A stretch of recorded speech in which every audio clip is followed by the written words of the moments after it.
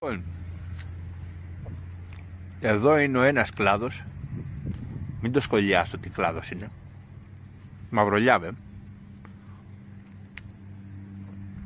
Και ξεκινάει λοιπόν με μπράτσο και πηγαίνει νταν απάνω. Ολόκληρο θερίο.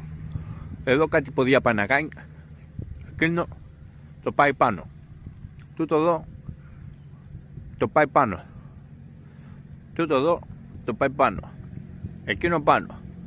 Ο καλύτερος κλαδούχος του χωριού. Και εδώ είναι πίσω αυτά που προσπαθούμε να διορθώσουμε. Να πάει έξω. Εννοείται ότι αυτά τα δοκάρια δεν έπρεπε να υπήρχαν. Έκοψα ένα. Όχι το 30%, το 50-60% δυστυχώς. Τούτο να πάει προς τα έξω. Δεν είχε ποδιά από κάτω. Εδώ να μην ανεβαίνει τουλάχιστον απάνω. Εδώ.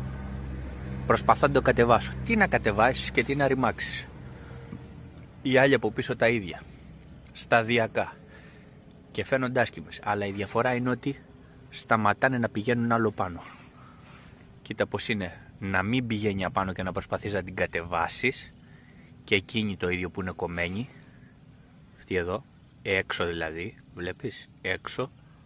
Να κάνει αυτό. Αυτό. Και κοίτα και τούτη που η λογική της είναι να πηγαίνει όλο πάνω. Απαν.